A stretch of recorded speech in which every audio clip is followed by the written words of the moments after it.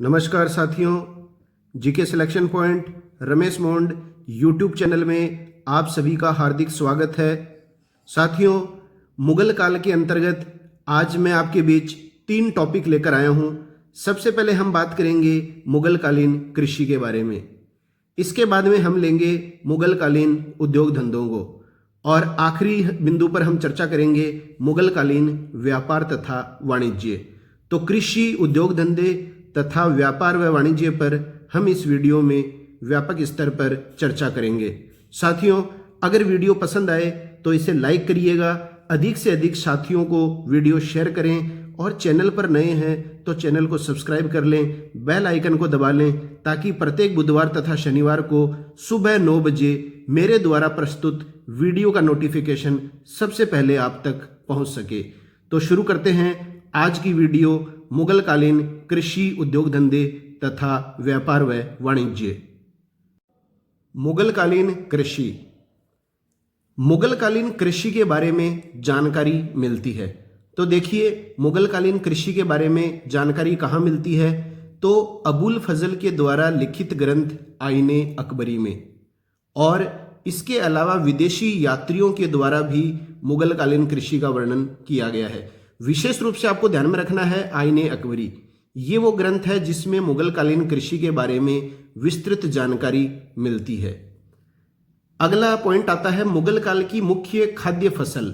देखिए साथियों, इसमें मुगल काल की मुख्य खाद्य फसल आपको पूछी जाती है। ऑप्शन में फसलों के नाम दिए जाते हैं, तो इसमें उत्तर आपको करना है गेहूं। अगर हर ऑप्शन में 2-2 फसलों के नाम हो तो उत्तर आ जाएगा गेहूं तथा चावल। इसके अलावा मुख्य खाद्य फसलें जो गेहूं और चावल के अलावा थी वो थी बाजरा और दाल। अगला है मुगल काल में सर्वोत्तम किस्म की नील पैदा होती थी। तो सर्वोत्तम किस्म की नील जो पैदा होती थी वो होती थी आगरा के समीप बयाना। एक तो इस बयाना स्थान पर और इसके अलावा गुजरात के सरखेज स्थान पर। ये दोनों आपको स्थान ध्यान में रखने हैं, एक तो बयाना और एक सरखेज। वर्तमान में भरतपुर में पड़ता है ये बयाना, लेकिन उस समय उत्तर प्रदेश के आगरा के समीप यह स्थान था बयाना। तो बयाना और सरखेज ये वो 2 स्थान हैं जहां मुगल काल में सर्वोत्तम किस्म की नील उत्पादित होती थी। इसके अलावा देखिए, सरखेज के बारे में एक विशेष बात और भी है। ये जो सरखेज स्थान था गुजरात में, ये स्थान रंगाई के सामान की आपूर्ति करने वाला मुगल काल का सबसे बड़ा केंद्र था। ये परीक्षाओं में प्रश्न आ चुका है। मुगल कालीन रंगाई का सामान आपूर्ति करने वाला सबसे बड़ा केंद्र कौन सा रहा है? तो वो रहा है सरखेज।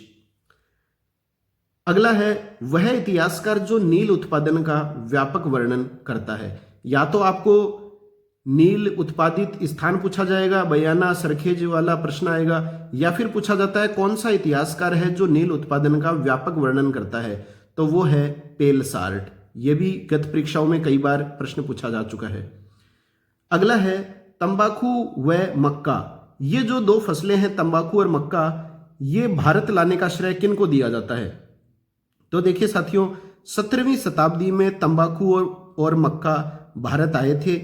और किन के द्वारा लाई गई थी ये दोनों फसलें? तो ये पुर्तगाली व्यापारियों के द्वारा लाई गई थी। तो पुर्तगालियों के द्वारा लाया गया था भारत में तंबाकू और मक्का। अगला है किस शासक के काल में तंबाकू भारत लाई गई?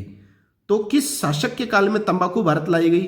तो ध्यान में रखना है आपको, जहांगीर के काल में 1605 ईस्वी में। और एक प्रश्न और भी आता है, किस मुगल शासक के काल में तंबाकू की खेती प्रारंभ हुई? तो जहांगीर के काल में ही तंबाकू फसल भारत लाई गई थी और जहांगीर के काल में ही तंबाकू की खेती प्रारंभ हुई थी। दोनों का उत्तर जहांगीर ही आएगा। अब बात करते हैं मक्का की। तो मक्का किस महाद्वीप से भारत लाई गई? तो मक्का जो है वो दक्षिणी अमेरिका महाद्वीप से भारत लाई गई थी। और किन के द्वारा लाई गई थी तंबाकू और मक्का की फसल?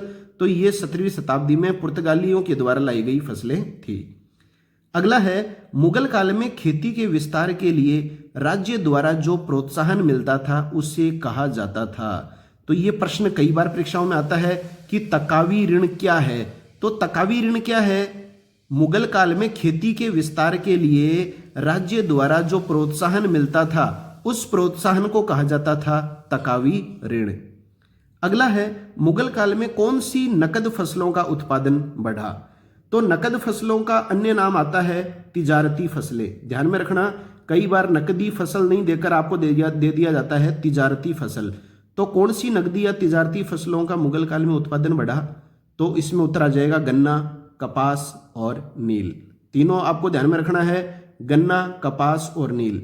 और ये जो नकदी या तिजारती फसलें होती थी, इन पर जो ऋण है वो नकद लिया जाता था। आपको ये बात ध्यान में रखना है, तिजारती या नकदी फसलों पर जो ऋण लिया जाता था वो क्या लिया जाता था, नकद लिया जाता था। अगला है कौन सी शताब्दी में आलू तथा मिर्च भारत लाए गए।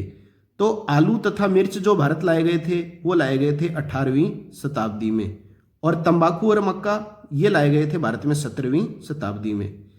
गन्ने का मुख्य उत्पादक क्षेत्र, तो भारत में गन्ने का मुख्य उत्पादक जो क्षेत्र जो मुगल काल में था वो था बंगाल और बिहार। अगला है अफीम का मुख्य उत्पादक क्षेत्र। तो मुगल काल की बात कर रहे हैं, तो मुगल काल में अफीम का मुख्य उत्पादक जो क्षेत्र था वो था मालवा तथा बिहार। अगला है मुगल काल में नहर ए फेज। नहर ए फेज रावी नदी पर है, लाहौर तक इसका विस्तार है, 98 मील लंबी नहर है, इसका निर्माण कराया गया। तो सीधा सा आपको ध्यान में रखना है, नहर ए फेज का निर्माण मुगल काल में किस बादशाह ने करवाया था, तो ये करवाया था मुगल बादशाह शाहजहां के द्वारा। अगला है नहर ए साहिब। नहर ए साहिब जो है ये दिल्ली सल्तनत के तुगलक सुल्तान फिरोज तुगलक के द्वारा निर्मित करवाई गई थी, और इस नहर ए साहिब की मरम्मत तथा विस्तार मुगल काल में किसने करवाया था, शाहजहां के द्वारा। अब देखिए साथियों, ये बात आपको ध्यान में रखनी है कि शाहजहां ने नहर ए साहिब का नाम बदलकर नहर ए शाह रखा था। तो नहर ए साहिब का नाम बदलकर शाहजहां ने क्या रखा था, नहर ए शाह। अपने नाम से है ये शाहजहां के शाह। अगला है मुगल काल में कृषक वर्ग कितने भागों में विभाजित था। यह आपको विशेष रूप से ध्यान में रखना है, मुगल काल में कृषक वर्ग जो है वो 3 भागों में विभाजित था। कौन कौन से थे ये कृषक वर्ग, तो देखिए सबसे पहले है खुद कास्त।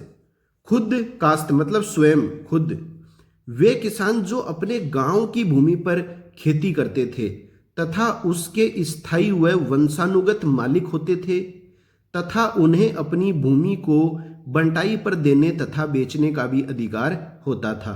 तो वो होते थे खुद कास्त कृषक, जो मतलब जिनकी खुद की भूमि होती थी और वो भूमि उनकी स्थायी और वंशानुगत भूमि होती थी, वंशानुगत मालिक होते थे उस भूमि के, और वे अपनी भूमि को बंटाई पर दे सकते थे, ये भी उनको अधिकार प्राप्त था, और चाहे तो वो किसी अन्य को अपनी भूमि बेच भी सकते थे। तो ये है खुद कास्त। तो इसमें आपको इतना ही ध्यान में रखना है कि स्थायी तथा वंशानुगत मालिक जो किसान अपनी भूमि के होते थे उनको कहा जाता था खुद कास्त कृषक। दूसरा है पाही कास्त। पाही कास्त कृषक कौन से होते थे वर्ग, वे किसान जो दूसरे गांवों में अस्थायी रूप से जाकर बंटाईदार के रूप में खेती करते थे। तो वे किसान जो दूसरे गांवों में अस्थायी रूप से जाकर बंटाईदार के रूप में खेती करते थे वो क्या कहलाते थे, पाही कास्त। तीसरा है मुजारियान। मुजारियान कौन होते थे, ये भी बंटाईदार किसान ही होते थे। इनके पास भूमि कम होने से ये खुद कास्त की जमीन को किराए पर लेकर उस पर खेती करते थे। तो इनके पास भूमि तो होती थी लेकिन काफी कम मात्रा में भूमि होती थी, इसलिए ये खुद कास्त की जमीन को किराए पर लेकर उस पर क्या करते थे, खेती करते थे। तो ये तीनों शब्दावलियां आपको ध्यान में रखनी है, खुद कास्त, पाही कास्त और मुजारियन। अब देखिए साथियों, पाही कास्त और मुजारियन में अंतर क्या था मेन। पाही कास्त तथा मुजारियन में यह अंतर था कि पर्याप्त भूमि होने पर तथा नजराना देने पर पाही कास्त खुद कास्त बन सकता था, परंतु मुजारियन जो था वो खुद कास्त नहीं बन सकता था। तो यह है अंतर पाही कास्त कृषक वर्ग और मुजारियान कृषक वर्ग में। इसके बाद में अपन दूसरे बिंदु पर चर्चा करेंगे, मुगल कालीन उद्योग धंधे। तो देखिए सबसे पहला प्रश्न ये आता है कि मुगल काल के दौरान सर्वाधिक विकसित अवस्था में कौन सा उद्योग था। यह प्रश्न कई बार परीक्षाओं में आता है, रिपीट होता है। तो सबसे ज्यादा विकसित उद्योग था सूती वस्त्र उद्योग, ये आपको ध्यान में रखना है। और विदेशों में भारतीय सूती वस्त्र की उस समय मांग जो थी वो अत्यधिक थी। दूसरा प्रश्न आता है भारत में सर्वाधिक निर्यात किसका होता था। तो जो सबसे अधिक विकसित अवस्था में उद्योग था सूती वस्त्र उद्योग, उसी का सबसे ज्यादा निर्यात होता था। तो निर्यात होता था सूती वस्त्र का। मुगल काल में निर्यात होने वाली वस्तुएं, मतलब भारत से कौन सी वस्तुएं बाहर जाती थी, हम निर्यात करते थे, तो वो है सूती वस्त्र, नील के बारे में हम बात कर ही चुके हैं, बयाना क्षेत्र और सरखेज क्षेत्र गुजरात, इसके अलावा सोरा और अफीम। तो सूती वस्त्र, नील, सोरा और अफीम, ये थी मुगल काल में निर्यात होने वाली वस्तुएं। अब देखिए थोड़ी सी हम सोरा के बारे में बात करते हैं। अंग्रेज व डच कंपनी सोरे का निर्यात करते थे। सोरा मुख्यतः कोरोमंडल तट व बिहार में उत्पन्न होता था। तो कोरोमंडल तट और बिहार में उत्पन्न होने वाली जो फसल थी वो थी सोरा। निर्यात होने वाली वस्तुओं की हम चर्चा कर चुके हैं कि मुगल काल में जो निर्यात होने वाली जो प्रमुख वस्तुएं थी उसमें हमने क्या पढ़ा था, सूती वस्त्र, नील और सोरा, ये आपको ध्यान में रखना है। इसी तरह से प्रश्न आता है साथियों मुगल काल में आयातित वस्तुएं कौन सी थी। आयात कौन सी वस्तुएं होती हैं जिनकी हमारे देश में कमी होती है, दूसरे देशों से हम लेते हैं, तो वो होता है आयात। और जो वस्तु हमारे पास पर्याप्त मात्रा में होती है देश में, उसका हम दूसरे देशों को क्या करते हैं, निर्यात करते हैं। तो आयातित वस्तुएं अगर आपसे पूछा जाए जिन वस्तुओं का आयात किया जाता था वो थी सोना, चांदी, घोड़ा और कच्चा रेशम, ये आपको ध्यान में रखना है। अब देखिए दो शब्दावलियां हैं जो परीक्षाओं में पूछी जाती हैं, वेरी इंपॉर्टेंट हैं। एक होता है केलिको। केलिको क्या है, भारतीय सूती कपड़ों को केलिको कहा जाता था। तो भारतीय सूती कपड़े जो होते थे उनको क्या कहा जाता था, केलिको। और एक होता था पटोला। पटोला क्या होता था, रेशमी वस्त्रों को कहा जाता था पटोला। तो भारतीय सूती कपड़ों को तो केलिको कहा जाता था और रेशमी वस्त्रों को कहा जाता था पटोला। इसी तरह से देखिए साथियों रेशम उद्योग से संबंधित केंद्र परीक्षाओं में पूछे जाते हैं मुगल कालीन। तो मुगल काल में रेशम उद्योग के प्रमुख केंद्र कौन से थे।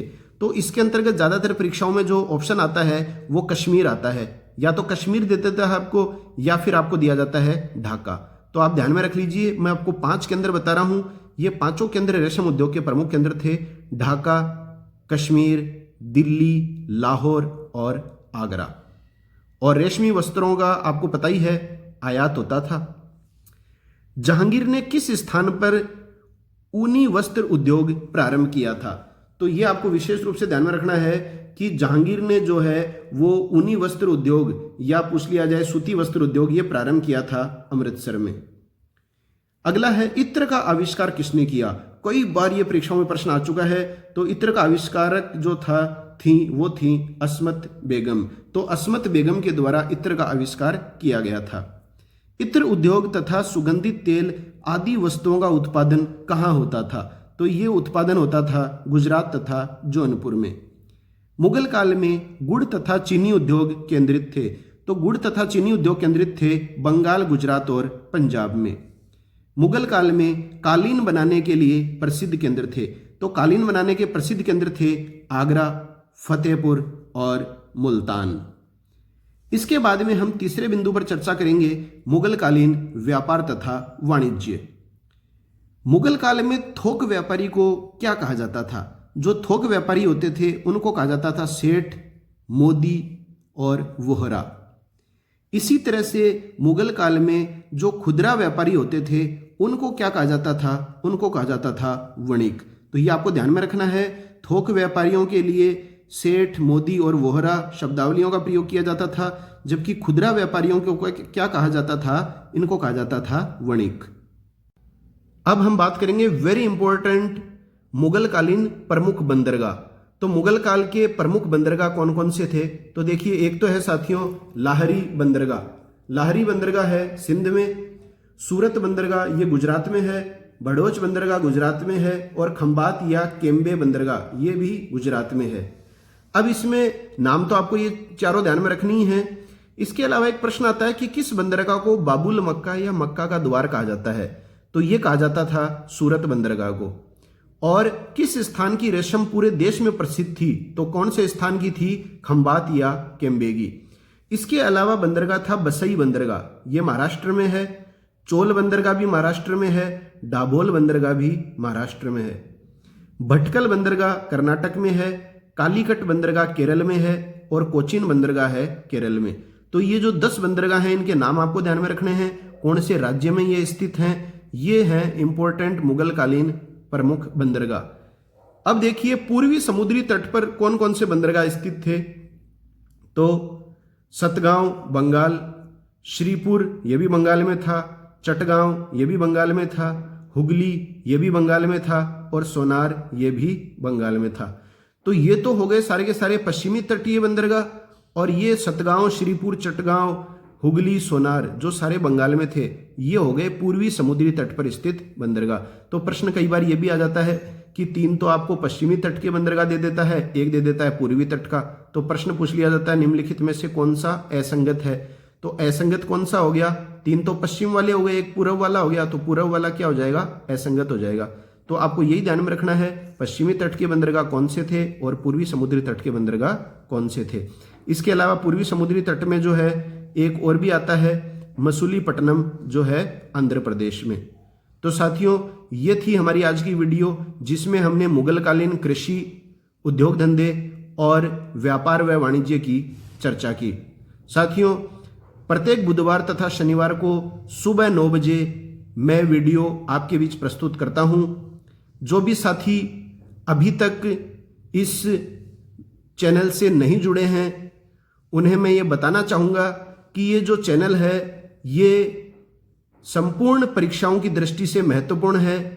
अगर आप जीके में कमज़ोर हैं, सामान्य ज्ञान आपकी कमज़ोर है, तो इस चैनल से नियमित हर बुधवार और शनिवार को आप जुड़कर अपनी सामान्य ज्ञान को मजबूत बना सकते हैं। भारतीय इतिहास, विश्व इतिहास, इसके अलावा भारतीय भूगोल, भारतीय संविधान, भारतीय राजव्यवस्था, खेल कूद, अर्थशास्त्र, यहाँ तक कि हर महीने की करंट जीके भारत की तथा राजस्थान की नियमित रूप से मैं अपने इस YouTube channel GK selection point Ramesh मोंड पर नियमित रूप से हर बुधवार तथा शनिवार को प्रस्तुत कर रहा हूं। तो साथियों आपसे यही गुजारिश है कि अधिक से अधिक साथियों को वीडियो शेयर करें। चैनल पर नए हैं तो चैनल को सब्सक्राइब कर लें और वीडियो को नियमित रूप से देखें और यूं ही लाइक करके मुझे अभिप्रेरित करते रहें, मुझे मोटिवेशन देते रहें। मिलते हैं नई वीडियो के साथ, तब तक के लिए जय हिंद, जय भारत, वंदे मातरम।